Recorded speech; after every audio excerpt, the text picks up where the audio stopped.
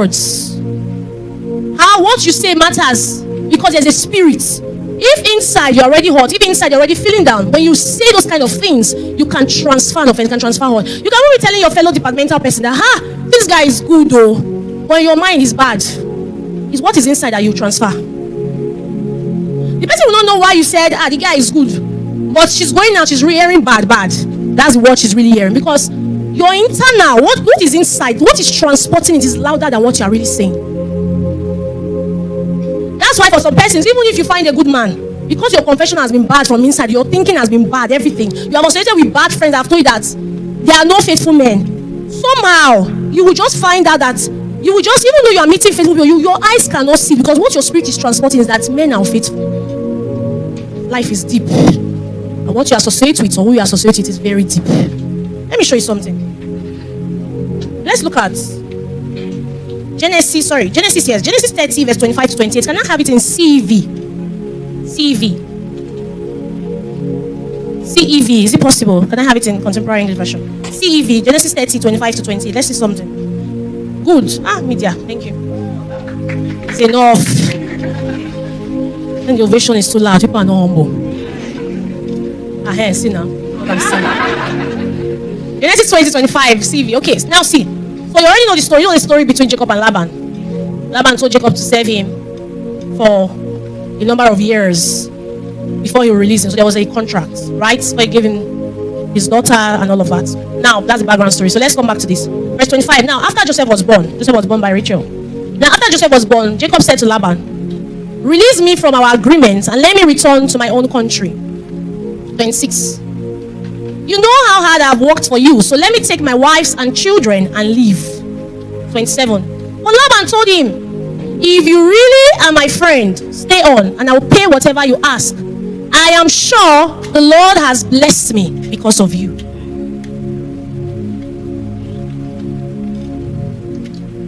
Association. There are people you meet in your life, you get to receive encounter because you met them. They are not Jesus, but they carry something. I remember years ago, I went to a salon, my singlehood. The lady told me that, I don't know if it has ever happened to some females here. She said she has not had customers. In fact, in 1 week, she has actually not had customers. But she said when I came in, she finished making mine, I left, I took her number, I like what she did. She just realized that people started coming in back to back, and I didn't do publicity. There are people that naturally carry favor. When they come into your office space, you just realize that something just happened. There's an increase. There are people like that. They're just people. You know because you're not carrying favor. They're just some people that come with that ease.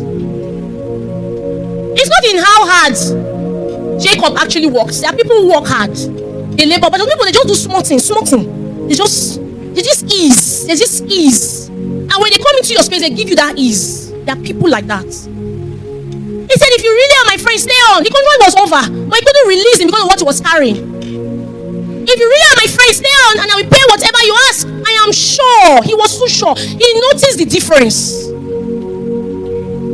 It's not as if he wasn't working hard. Probably he had seen that, I've been using the same tool that Jacob is using.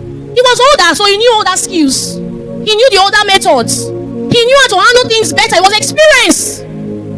You cannot have true experience in life, no matter what. So he knew all of these things, but he realized that when Jacob stepped in and said, he noticed a tangible difference. That's why you must pray every day for the right connection. It's a prayer to pray every day. He said, if you really are my friend, stay on. He couldn't let go of him because there was something Jacob was carrying. I am sure the Lord has blessed me because of you. I am sure the Lord has blessed me because of you. NKJV says, please stay. If I found favor in your eyes, if I've learned by experience that the Lord has blessed me for your sake. Association is very key. Let's look at one of the ways to associate. Number one, associating with the right information.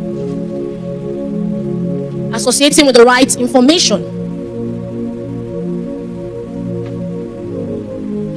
2 Kings 5 verse 1 to 4. Let's look at it. 2 Kings 5 verse 1 to 4. NKJV. Look at the story of Naaman. Naaman was the commander of the army of the king of Syria, but he was a leper. He had won victories. He had given Syria victories.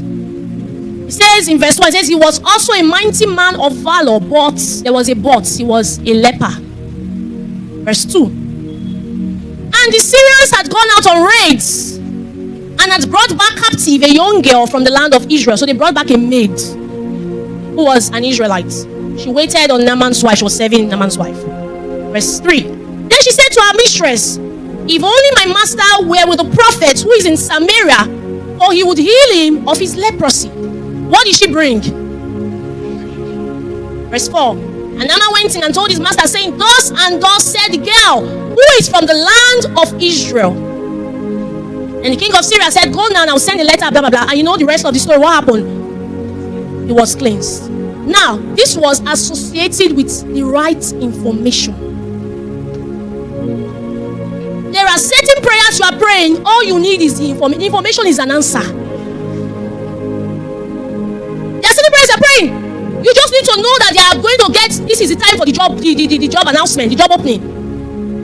This is the time where it's happening, what is happening, where it's happening. This is the time to meet that man. There are information you need to pray for to have at the right time. There is something called the right information. It's not necessarily people, but the right information. But in this case, there was the maid and there was the information. The right information. I've heard of testimonies of people who come for prayer and say, somebody told me to come. That when I come, this and this will happen. My healing will take place. I remember watching a man of God, I don't mention his name, he's very popular. And I watched live streaming his conference on YouTube. He organized it recently. And somebody, one of the person that was giving testimony, she said, somebody told me to come for this conference. And when I came, I received strength on my bones and I started walking. She dropped her clutches. Somebody told her. Somebody not just said that she had that. Somebody said, come, it is happening and you receive your miracle. The right information. She was in the same environment, but she didn't know it was happening there. One of my friends got a job in one of the biggest oil companies in Nigeria. Today she's well traveled. She travels a lot. She travels outside the country everywhere. She's in a top position now. How did she get it? She went to a cyber cafe to go and do another thing, to print out something. She wasn't even going there for a job, nothing. She wasn't prepared, nothing. As she was there, somebody just told her that, are you from so and so tribe? It's like Olu or something.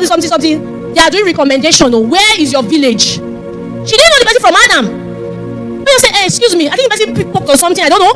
But just mention it to her. And she was like, oh, I'm from so and so place. I said, okay, quickly run home and go and get this particular document they are submitting now. And the deadline was that day. This was something she wasn't even praying for another job that was not up to this. The right information can exceed what you have been praying for. Associating with you. You see, when I'm saying those things, you need to begin to write your prayer points. Because there are things you must specifically pray for. The right information. Associating with the right information. That's just all you need for that promotion. That's all you need for that job. You can even be, have you not seen people that you'll be in church, they'll make an announcement, they don't used to hear the announcement. The same way you can be in a company, you won't know when they're announcing promotion. There are people, in fact, one of them was a worker in church 2 weeks ago. She was saying that, Mama, I didn't know that they announced that all that time. Were you sleeping in church? She wasn't sleeping, but she was not alert. The same way, they can be announcing promotion of you don't know. You need somebody to tell you that this is happening now. This is the deadline. She would have missed out on that job. Through her, the other of her family members got the job. Because you see, sometimes when God wants to save you, He will not make you experience it for you, He will make you experience it for others. Associating with the right information. May God give you that information that will change the course of your life, that will bring a shift. The right information. He heard. And another thing I need to tell you is this. Listen, sometimes in your positioning for receiving an encounter or receiving a visitation, don't look down on someone's size. Because divine packages don't always look like what you are calculating. Divine package sometimes comes in disguise. The person may not be learned. This girl wasn't learned. She wasn't. She was picked a maid. How could she have known? It's possible that she may have come from Israel and not know that such a big man of God was there. A whole commander could have looked and said, hey, this has a boy, does she know? And hey, pass, waka pass. Like some of you, very rude. You have waka pass your mobile favor. You have waka pass your potential help. Some of you, the way you receive calls, somebody's calling, somebody will just say, Ro, it's happening. I say, scam. So you are calling favor scam. That's why God needs to give you discernment. Not even discernment is far. God needs to give you respect. It's true, because somebody can be saying nonsense, but there's sense in it. Just respectfully hear. You can even I'm telling you, there's somebody. One of the days I was walking back in my former church. It was in a marketplace. And somebody was giving someone a very good information, like, I think you should go to this place. And I said, immediately the person left. Some of you are gossip. You gossip for a living. But yet you don't have a blog. Immediately the girl just left. He said, what does that one know? Empty. I'm serious. And do you know me that walking past, I picked what this lady was saying and I ran with it. Because you don't know what is happening, you don't know what is happening. Some of you are so disrespectful that you look down on people. You already have imagined how your favor should come, the favor carrier. Should come like an angel and call your name, Fortune. Yet you're not fortunate to hear.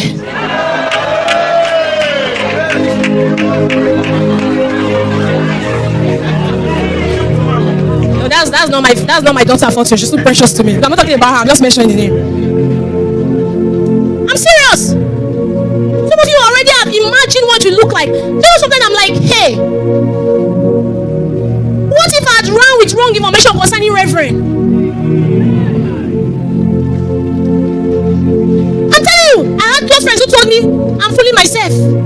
Because Reverend did not look like any package. I'm telling you, compared to the people that were around me, no, it wasn't close to it. No, you're Reverend. I'm telling you, that even when I became a pastor's wife, I went with some of my girls to my church where I was, a member at that time. And then one of my girls told me, as at that time, Reverend was still, even when we got married, it wasn't like that. We used to stroll, buy food. Our romance was strolling, trekking, buying mama, that kind of thing. And then one of my girls told me in the church where I was coming from, when I got married, she was like, what about, you didn't see all these guys? I said, I heard the right information. I didn't look at the wrong one. People told me that what am I doing? It's not as if I was lacking toasters, but I heard rightly. I can have the right information and not hear rightly. I heard. Even down to if I did not have the right information, who the way Reverend asked me out, I would have said, this man. But he said, follow me as I follow Jesus. Who does that?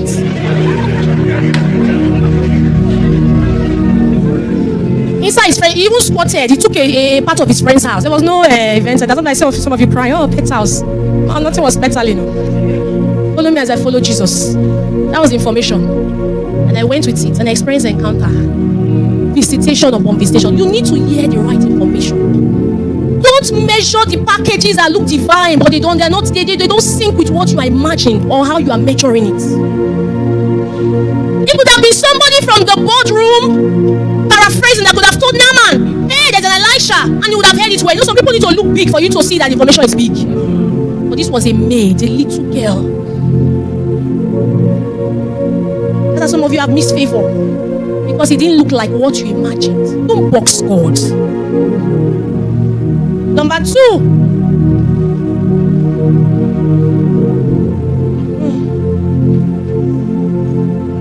Number 2, associating with the right mentor.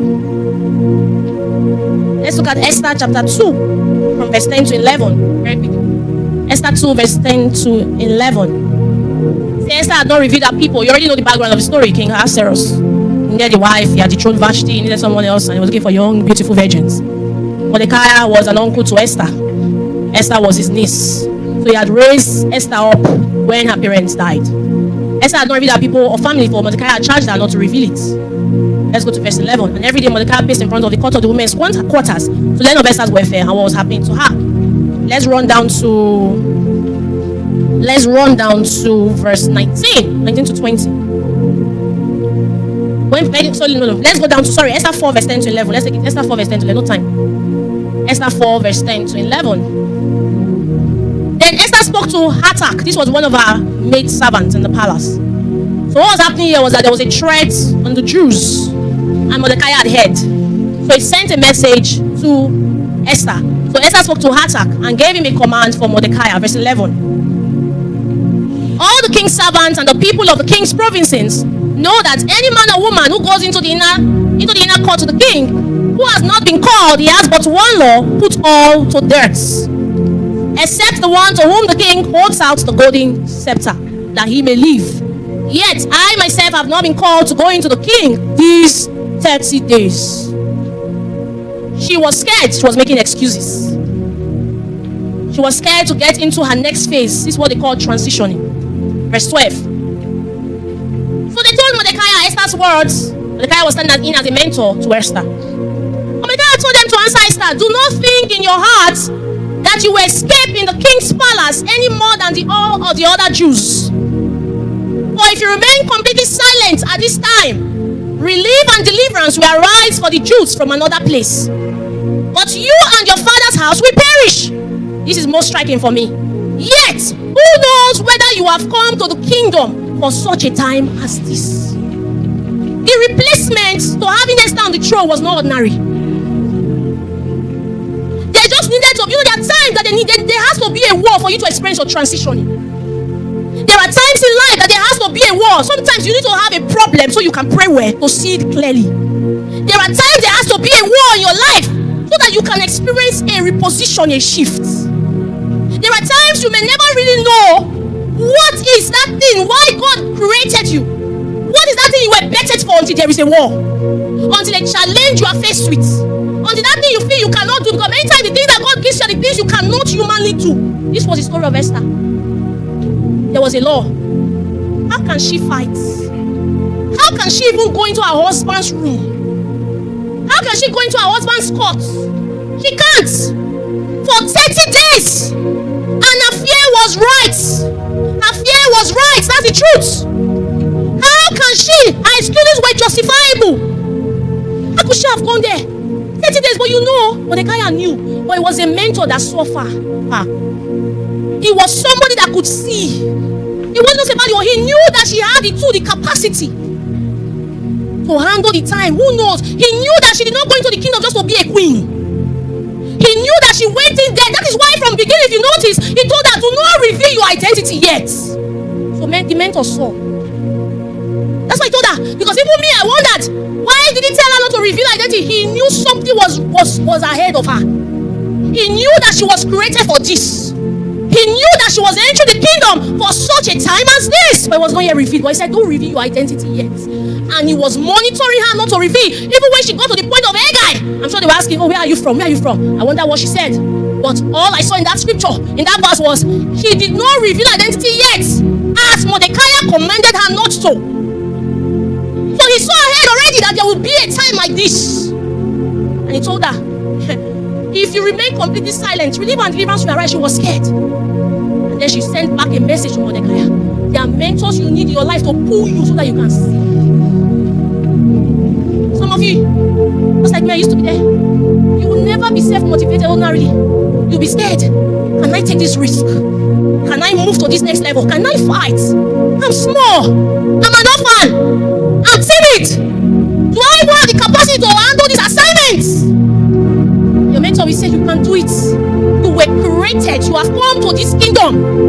You were created to be on earth for such a time as this. Awake, arise. That's what associating with the right mentor does. Because they shift you, they push you. They push you. They tell you can do it. The right mentor may not be a stranger, can be a relative. This case was a relative. It can be your mother. It can be your husband. In my case, it's my husband. It can be your wife. Pushing to say you can do it. You are saying, no, I can't host this conference. I can't pray. I can't fight this war. I don't see me a warrior. But I'm sure Mordecai saw a warrior and a queen. It wasn't just about her wearing palace clothes. He said, no, it was beyond it. And when he sent that message to her, something in her struck. A chord was struck. And he said, arise, tell my people to gather. She now saw that there was a warrior inside of her beyond just being an ordinary queen. Tell them to arise. When he said this resonated. Who knows whether you have come to the kingdom for such a time as this? Something broke in Esther. She sent a message back. Tell my people to gather. I don't care whether her Jesus did not take the gold scepter. But I know that because I have the backing of the Holy Ghost, when I get there, the scepter will be raised. And she knew her backing. She knew what to do next. It says, just like when disciples asked Jesus, he said, how come we're not able to cast out this demon? He said, oh, I wish you can come with little faith. I'm paraphrasing. He said, but you see, there is something prayer and fasting can do. And she knew it immediately. She knew that, it doesn't matter whether I'm gathered around unbelievers, there's something I can shake in this kingdom. And she stood, she arose. She said, tell my people to gather and pray and fast for 3 days. If I perish, I perish. Because you see, when you are created for such a time as this, you're ready to give your life for people's lives. The mentor provoked it in her. The association with mentors, there are people you need to associate with their mentors. They will push you. They will tell you, I don't care if you are scared, but fearfully do it. I don't care if there's a war, but I know that you are a warrior. I don't care if you don't feel the courage, but I know that this is why you were created. This is your originality. This is why you were sent. This is why Vashti was dethroned so you can come in. And you're not just sitting on the throne to be a queen. You are sitting there because you are positioned to shift lives. The mentors. The mentors. I want to end with this. Let's look at, lastly, the association with Rhodas. I don't know what to call it. Association with Rhodas. My time is up. Association with Rhodas. Acts 12 verse 5. Acts 12 verse 5. Acts 12 verse 5. We know the story. Herod wanted to kill Peter. He had killed James, the brother of John. Now it was the time of Peter. For Peter, the Bible says that prayers were made up by the church. Verse 5 says Peter was therefore kept in prison, but constant prayer, constant what? I think I should name it association with Rhoda or association with the community. But the community have a Rhoda, anyhow you want to put it. Peter was therefore kept in prison, but constant prayer was offered to God for him by the church. 13.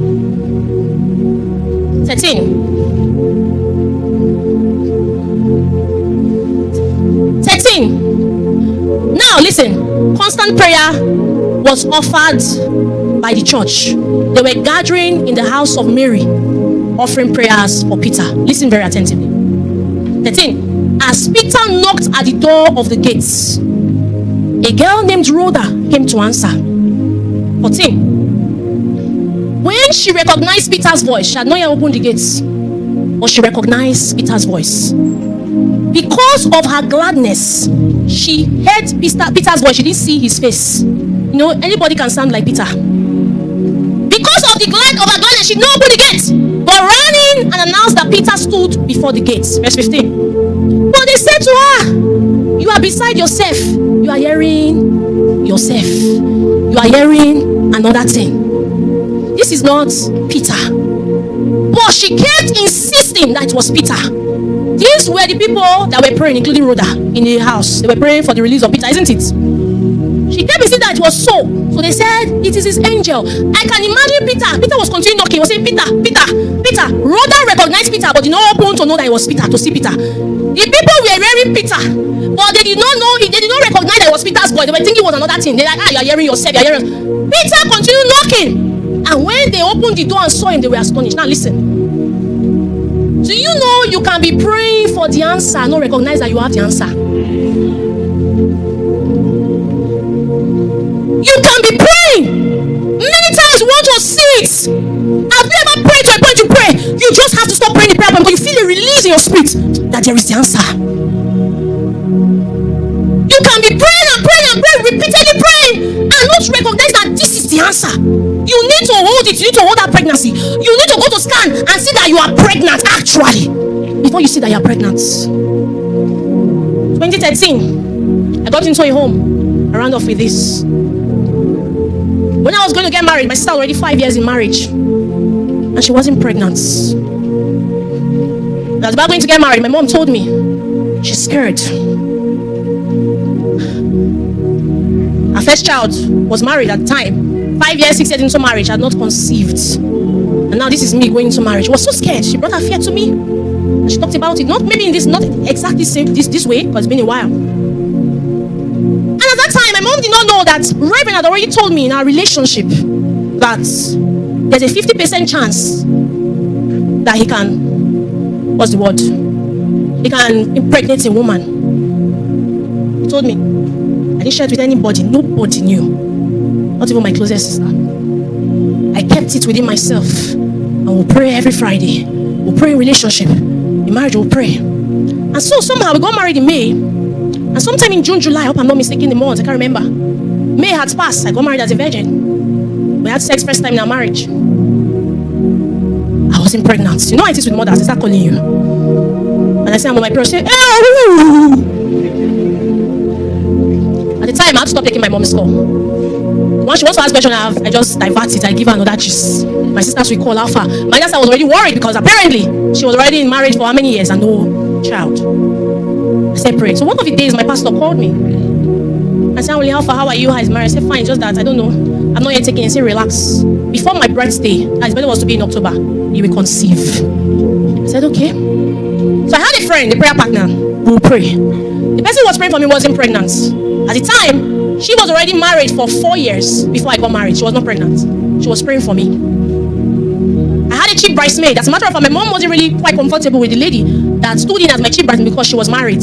Yeah, my cheap bridesmaid was a married woman. She wasn't single, you know, and she had not yet taken it. So we're all praying. She was praying for me. She was praying for herself. But this my friend was praying for me. We'll pray. So one of the days, she called me and said, Anwinli, you are pregnant. I said, I don't understand. My period is coming so and so. I said, you are pregnant. She recognized I was carrying a baby. I didn't recognize it. She was a roader. They were praying for Peter's release, but they did not recognize that Peter has been released. She recognized it. She told me on phone, tell me you are pregnant. I said, my period is coming. So I said, okay, I'm waiting, but you are pregnant. You don't need to do a test, you are pregnant, but you can go. I said, don't worry, I'll just wait after my period. You want to open the door to see Peter, to know it's Peter. I want to see the result to know I'm pregnant. My period came, it didn't come. My period date came, and the period did not come. I still had doubts. I called, I said, see, I'm not seeing my period. They said that sometimes, when you start having sex, there's usually delay. And I remember last month or so, I had 1 week or 5 days delay. My period said, Anwinli, I said, you are pregnant. I'll stop praying that prayer because you are pregnant. Now let's pray for me. I'm not joking. And I left it. I didn't share with anybody. Only me was just there on my own. This. Long story short, 2 weeks, 3 weeks passed. I called my friend, the medical doctor. I said, see, I've not seen my brother. She just wait till October. My friend said, at that point when I told her, she said, you are mad. That's what she told me. She said, now, because I know you are mad, I need you to see the physical results. Go to the lab. How can the doctor tell you that? I know she's your friend, but now I'm telling you now as my friend that you are actually mad. Go to the lab. Go and do a test. Do blood tests. And when you're done, I'll be waiting. I've not even finished doing the blood test. Even when I was doing blood test, I was shaking. You know how it is now. I was shaking. I was trembling. People did not start to ask me like, is this your friend? I said, yes, my friend. I was shaking. Before they gave me the result, my friend sent me a message. Congratulations, madam. And I got the result. I snapped it. She said, I did not need to see your result. I knew you were pregnant. There are associations. There are roads that you need to have in your community.